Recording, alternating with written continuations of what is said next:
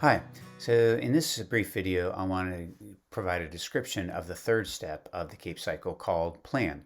And so in this phase, you're going to create the plan for your organization. So there's a real common problem that we want to overcome in this phase. And this is for many nonprofits, we create plans that are entirely too complex and long. And as a result, they're overwhelming to execute. People put them on a shelf. They just don't get used because they're just so complex. So we think that there's a much better and more effective approach. But the core of your plan should only have two key sections, and frankly, it could even be captured on just one page. Those the main elements of that plan. Uh, we capture all of our plans with our customers in real simple, effective, user-friendly software called Mission Met Center, and that catalyzes the entire process of using the plan. And in fact, you could even capture your plan, and we do this with some of our customers, capture your plan in a public-facing document. It's graphically illustrated, has some beautiful photos and so on that you can share with your stakeholders.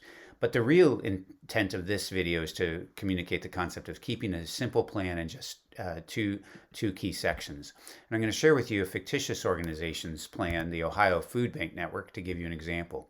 So this is what the plan looks like in our software in Mission Met Center.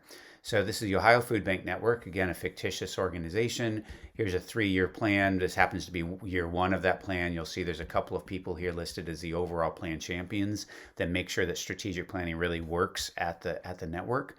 Section 1 is our compass. This provides you and your organization with overall direction. It's relatively unchanging. It's timeless. That usually contains your mission and vision, sometimes your values. Those are the key elements of the compass. You can have some other elements here, but as you evolve in your strategic planning, you can figure out what you really want to have in your compass. None of this, you create this, like you would create what you want within your compass. This isn't a cookie cutter. You could have a mission and a vision, and we encourage people to have those two elements at a minimum. But these other elements you can add as you see fit. The second section is called our actions, and this is where your goals live. Our actions are divided up into what we call focus areas. Capital campaign is an example, programs, operations, board development, and staffing. In this particular plan, we have 5 focus areas. You could have 3. We want you to have, you could have 4, whatever. We want you to have as few as possible so you can really focus. But the intent here is to identify those areas of focus that you and your team really want to develop within your strategic plan. Notably, each of these focus areas have a 3-year vision.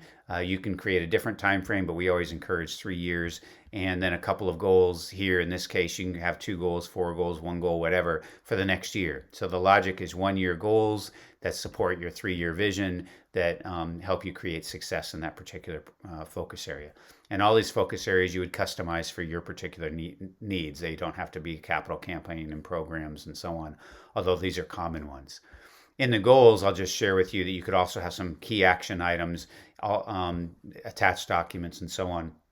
But all of these elements have people that are responsible, due dates, and so on to really bring the strategic plan to life so that you make sure that it gets well executed over time.